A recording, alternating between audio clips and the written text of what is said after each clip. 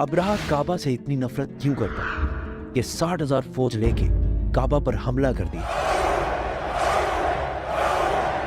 क्योंकि काबा पूरे अरब के लिए सबसे मुकद्दस जगह बन चुकी थी। पूरे अरब से लोग मक्का इबादत के लिए आते थे, जिससे चंद लोग बहुत पैसा कमा रहे थे। अब्राहा को इस बात से बहुत गुस्सा आता था कि ये गरीब मक्का वाले, ना इनका कोई बादशाह है ना कोई गवर्नमेंट है, ये क्यों पूरे अरब का सेंटर बन चुके हैं। तो उसने हमले से पहले अपनी सल्तनत यमन के कैपिटल सना में एक बहुत बड़ा चर्च बनाया ताकि लोग काबा को छोड़कर उसके पास आए।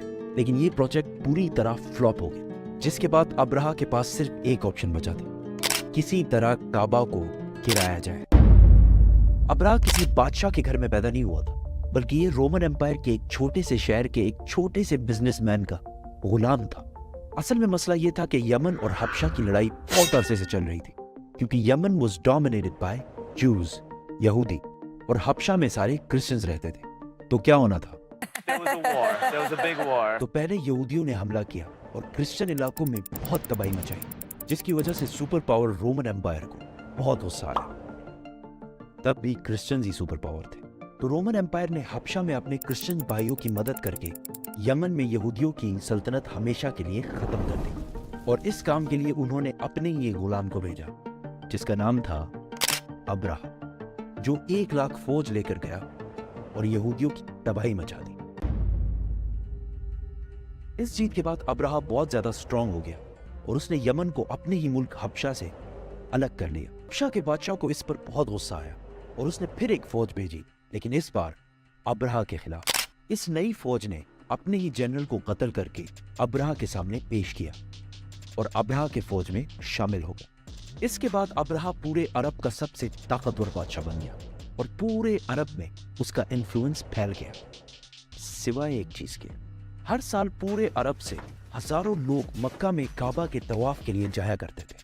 तो अब्राहा ने सोचा इसमें कौन सी बड़ी बात है, हम भी एक बना देते हैं। तो उसने अपने कैपिटल में एक आलीशान चर्च बनाया, जिसको उसने पूरे दुनिया के हीरे जवाहरात से भर दिया। ये बिल्डिंग पूरे अरब में सबसे खूबसूरत और आलीशान बिल्डिंग थी।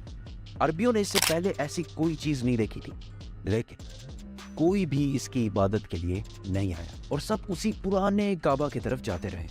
इतना खर्चा और इतना सब कुछ करने के बाद भी जब अब्राहा फेल हुआ, तो उसके पास सिर्फ एक ही ऑप्शन बचा। तो उसने 60,000 लोगों की फौज जमा की और काबा पर हमला कर दिया।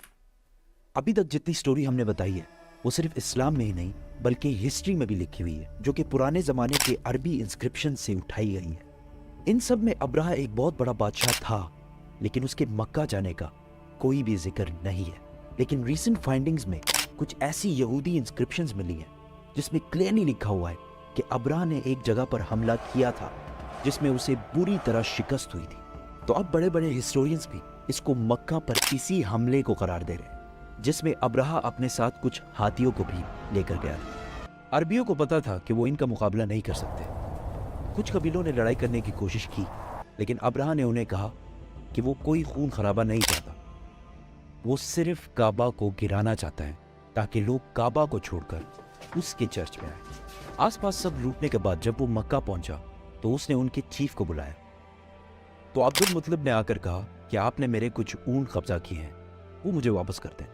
तो अब्राहा ने हंस कर कहा कि मुझे तो लगा तुम बहुत बहादुर शख्स होगे, तुम्हें तो अपने ऊंटों की टेंशन है।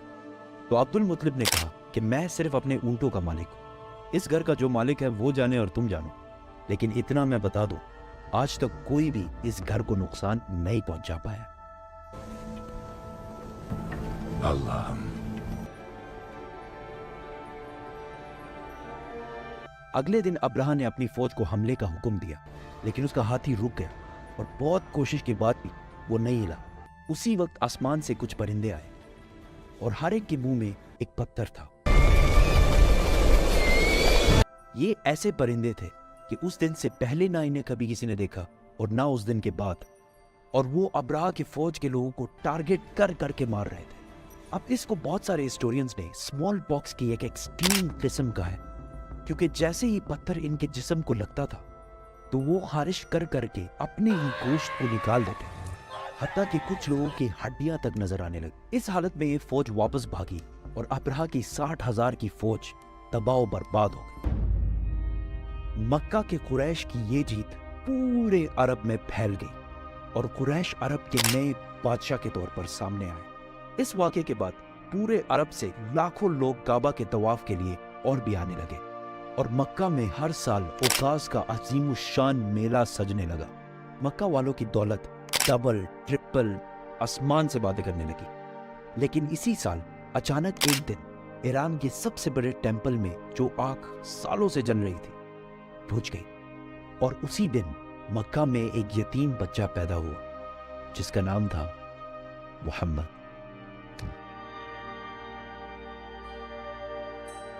Muhammad.